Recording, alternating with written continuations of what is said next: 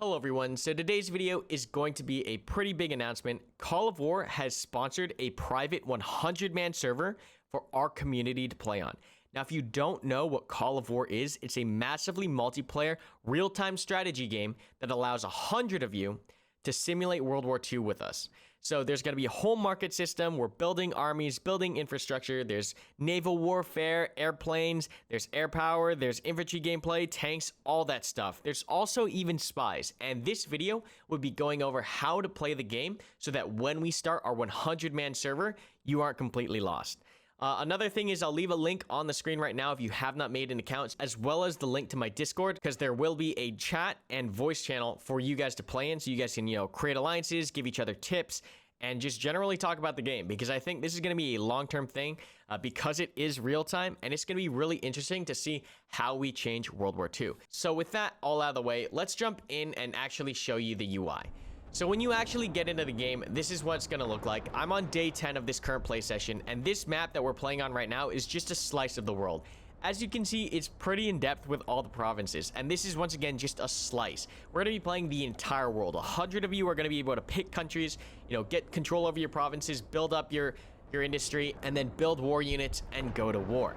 So let's explain this UI, because if you have not played a grand strategy game before, it can get a little bit overwhelming. So first off, you're going to see that we have resources at the top here. These resources are generated by your provinces. You'll see a couple of these provinces or regions here have icons on them that denote what they're creating. This is creating goods, this is creating food, we have oil here as well, and you can improve the amount of resources that these regions are pulling by constructing things like the industrial complex. So this industrial complex level 4 is going to be giving a lot of bonuses to the production of goods in this region.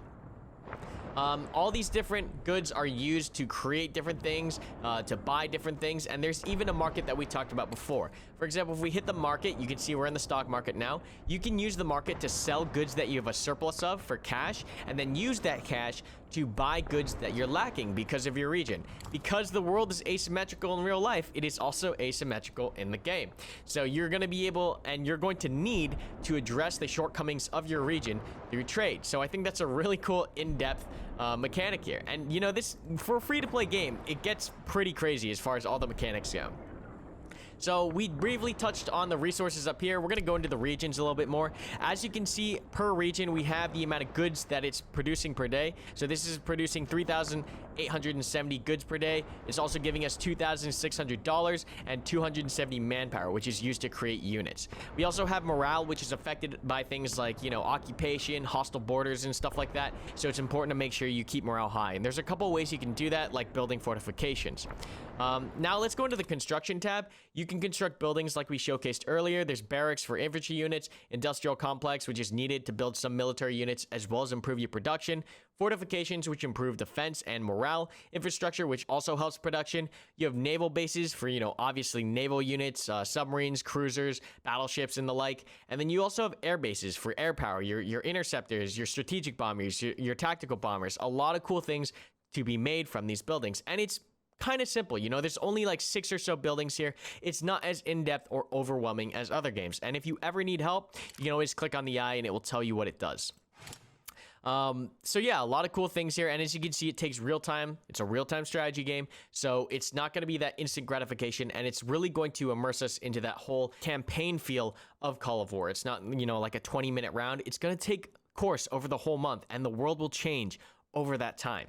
Now, going into the actual units we can build, we've got infantry units here, militia, infantry, motorized, artillery, anti-tank, and anti-air. Moving into the armor tab, we have a whole bunch of things like armored cars, light tanks, all the way to heavy tanks, tank destroyers. We have air, our interceptors and bombers, like I mentioned before. Naval, we have destroyers, subs, cruisers, battleships, aircraft carriers. So as you can see, there's just the right amount of variance and depth so that it's not too overwhelming. I know that like in Hearts of Iron 4, you can even get down into the divisions and change up the divisions. This is just the perfect amount of variance and in-depth that I really, really enjoy. Moving on into secret, we can actually even get, railroad guns or commandos, so cool things like that as well. And then you even have rockets and rocket fighters, nuclear stuff as well once we get further into the campaign. These things cannot be unlocked at the beginning of the whole session.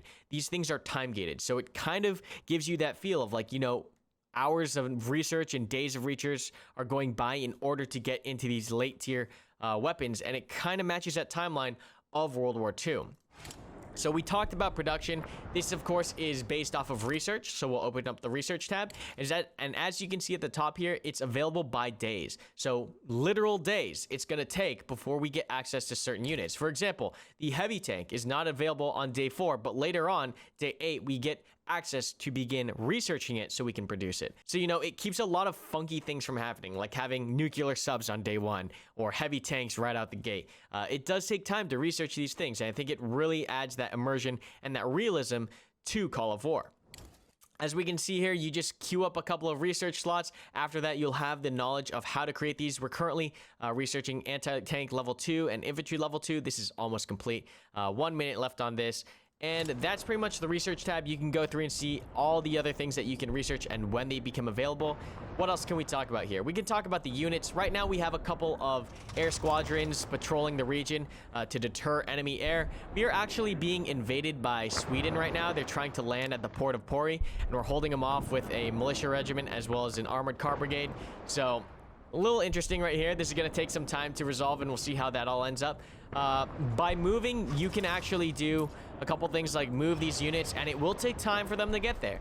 You can tell them to attack, you can split the stack, you can add targets to manually route them, you can delay them. So if you wanted to coordinate attack between all 3 of these units, and remember, this is a real-time strategy game. So let's say you wanted to launch a night raid where the other player is sleeping, you can delay these units to have them launch in the middle of the night and have a surprise night attack just like in real life. And I think that's a really cool mechanic because it's going to play around time zones. Players are going to need to rest, they'll be busy, and that's something that isn't necessarily something that we consider to be abused in Call of War, but something that can be used to your advantage.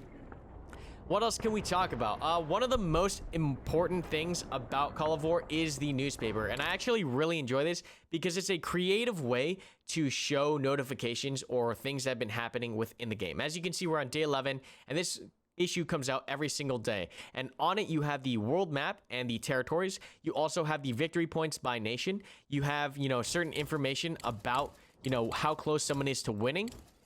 And then you have all the important events that have happened either that day or the previous day. And this is a really creative, immersive way to showcase that information. I know a lot of other games, they just pop up a whole list of notifications up at the top, and it just becomes like information overload. But this is it's kind of cool that they do it in this way, because you can see like we went to war down here. Where is it? Oh, I think the day passed already. But when Sweden declared war on us, there was a thing in the paper here. You can see that, infantry regiments getting annihilated in certain parts of the map. Oh, here we are. Sweden and Finland at war. Trade embargo is being placed. You can get a lot of information by reading the newspaper. And that's something that I don't think I've ever said in my entire life. You get a lot of news reading the newspaper. But I think it's a cool, immersive thing. The last topic that, actually 2 topics we're going to talk about is how to win. So I don't think I mentioned it yet. You win by getting 60% of the victory points on the map as a solo player. So you need 60 points, 60% of the points on the map as a solo player. Now, you can join a coalition, and a coalition is essentially an alliance or a team of players, and then get 80% of the points on the map and win the game. Of course, that number jumps up from 60% to 80%, but because you are teaming up with other players, the idea is with that extra resource and that extra manpower, it should be easier for you to get to that number. So deciding to play as a solo player or as a coalition is going to be something that you guys will need to figure out if you want to do, and you guys will be interacting with each other, trying to come up with these coalitions and these alliances. So diplomacy, one thing I really love about this game, and one of the things I really love about other grand strategy games, and I'm so glad that is an actual mechanic within Call of War. In the diplomacy screen, we can see things such as like what state we are with people, if we have open borders with them, if we have ceasefire. We're at war right now with Sweden. General Makapaka is trying to attack us. So you can message these players, figure out trade deals, figure out ceasefires, go to war with people, go to war with your allies against another nation. A lot of cool diplomatic kind of mechanics here that you can use to work towards your objectives. And then the last cool, like really cool mechanic that they have is the espionage tab. That's not the espionage tab. This is the espionage tab. For example, if we click on Sweden, we can do a couple things here. First off, we can assign spies to do counter espionage, finding, the spies that they put in our territory. As you can see, there is fog of war, so we can't really see what's going on in other nations unless we put spies in there to, see the troop movements and what kind of strength they have. We can also task some of our spies to intelligence. Now, intelligence has a really cool mechanic. By putting a spy on intelligence of another nation, you'll be able to see their private messages. You'll be able to see if they're scheming with another player and be able to trade that information or act on that information. And I think that's a really cool mechanic, and that not many other games have that kind of mechanic. To be able to see what other two people are communicating, that's one of the most powerful things that you can acquire in a game like this. And then, of course, you have two more direct action options. You have economic sabotage and military sabotage. Economic sabotage, of course, going to be ruining their production, and military is more direct against their army. So a lot of cool mechanics here, and for a free-to-play game, I just gotta say it again because it's pretty amazing how in-depth this is. I think it's a great way for us to play with the community and for us to be able to, have a history and have an immersive experience playing through World War II. Because I know a lot of you guys ask, Karma, how can we play with you? Well, guess what? This game's free to play. It's on your phone. It's on a web browser. You don't need an incredibly powerful computer to play. And I think it's going to be a good time. So once again, join Call of War. I'll leave links up on the screen so you can create an account. I'll also leave a link to our Discord where you'll get access to the text and voice channel so you can join and interact with one another.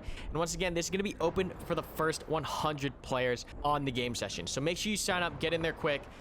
Big thanks to Call of War once again for sponsoring this video and for sponsoring the server. Really do appreciate it, and I think it's going to be a great time. But with that all the way, guys, I hope you guys did enjoy today's video and learn a little bit about Call of War. The next video that you're going to see is going to be pretty much a recap over the first couple of weeks or so of this match and of the 100-player match to see, how history has changed and what alliances have been formed, what territories have been conquered. And I think it's going to be a really cool time. So I hope you guys did enjoy. As always, don't forget to like, comment, and subscribe. And I'll see you guys in the next one.